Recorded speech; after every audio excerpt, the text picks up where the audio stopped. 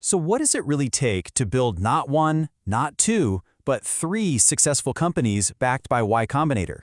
Today, let's get into the story of two brothers, Arie and Chaz Englander. Their journey through the startup world has led them to a new venture that is absolutely taking off right in the middle of this AI gold rush. I mean, just let that sink in for a second. That's a quote from their current company, Model ML. That is the kind of explosive growth that founders literally dream about. So you got to ask, how in the world did they get here? Well, it's a story that's been a decade in the making. All right, so first things first. To really get what's happening now, you have to understand the massive wave they're riding. Model ML is bringing some seriously advanced AI into one of the most traditional, data-heavy industries on the planet, finance. And honestly, their timing could not have been more perfect. Okay, so the magic behind all of this is something they call agentic AI. And look, this isn't just another chatbot, right? They've built what they call a cognitive architecture, which is basically a fancy way of saying they created a digital brain that can access all the same stuff a human analyst can. We're talking files, emails, data sources, the whole shebang. It's a total game changer for automating super complex work. So let's paint a picture of what life was like before Model ML. You're a top analyst, right? Your reality is just painstaking manual labor. Imagine spending days, literally days, just digging through information from all these different places to put together one single, perfectly sourced slide for a report. It's repetitive, and it's a massive, massive time sink. Now contrast that with the after. It's a completely different world. Instead of all that manual work, a fully sourced 3-page summary just, poof, it appears automatically in their Google Drive or SharePoint. It gets them 95% of the way there, and get this, because the AI can cross-reference multiple datasets for the same number, it's often even more accurate than a human could be. So why is this blowing up right now? Well, it's because the entire industry just kind of flipped a switch.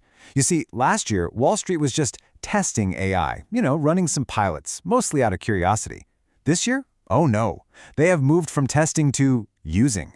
These huge firms are now implementing AI at a massive scale and actually relying on it, which turns all that curiosity into contracts. But here's the thing. This overnight success was anything but. To really get how they were so perfectly positioned for this moment, we have to look back. This success was forged in the trenches of their two previous companies, where the lessons they learned over a decade of struggle became the real foundation for everything they're doing now. And what's so fascinating is that they've lived through two completely different startup journeys.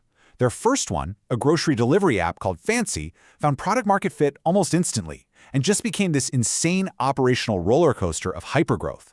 But then, their next one, a rental marketplace called Fat Llama, man, that was a 3-year grind just to find its footing. They've really seen both sides of the coin.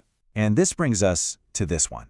Absolutely defining moment from their Fat Llama days.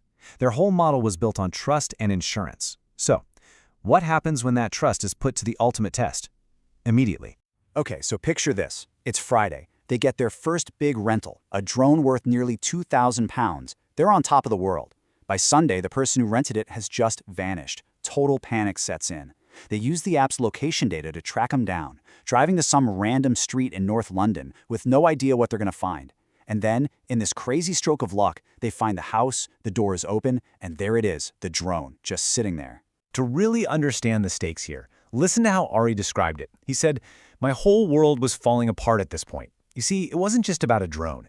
He felt like he had personally lied to every friend, family member, and investor who had believed in them. His entire world was on the line. Getting that drone back wasn't just a win, it was survival. So after you go through fires like that, what do you learn?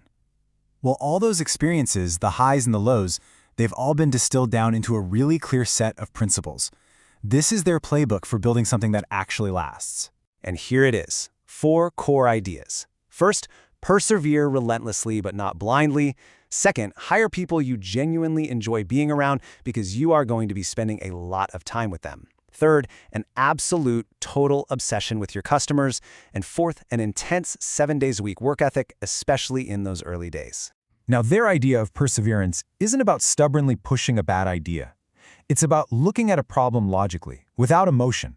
As they put it, if it just makes sense that this thing should exist in the world, then you just keep pushing forward, and you let nothing stop you. And for these guys, customer obsession is not just some buzzword you put on a slide. It's about action. For their first company, Arie personally delivered the first 1,500 grocery orders. This meant they got real feedback on every single one. They knew the delivery routes by heart. Even now, they would much rather sit down with a user and their laptop than just give some slick demo. That's what it actually looks like.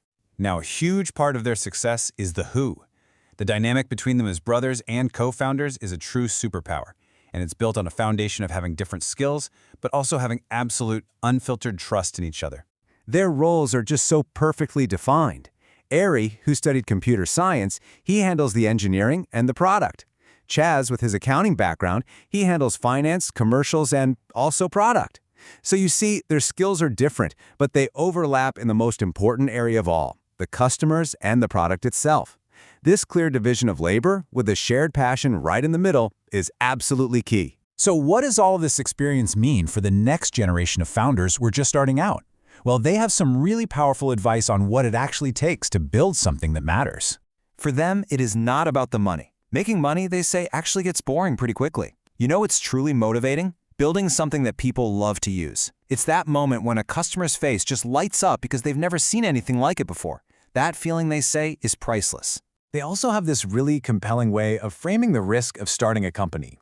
Think about it. The absolute worst-case scenario is that you fail, but you learn an incredible amount in a very short period of time. And the best-case scenario? You build something that genuinely has an impact on people's lives. When you look at it that way, it's a pretty compelling trade-off, isn't it? So we'll end with the question they ask themselves, and the one they pose to others. It's a little morbid, maybe, but it's powerful. If you look back at your life, what do you want to have spent your time on?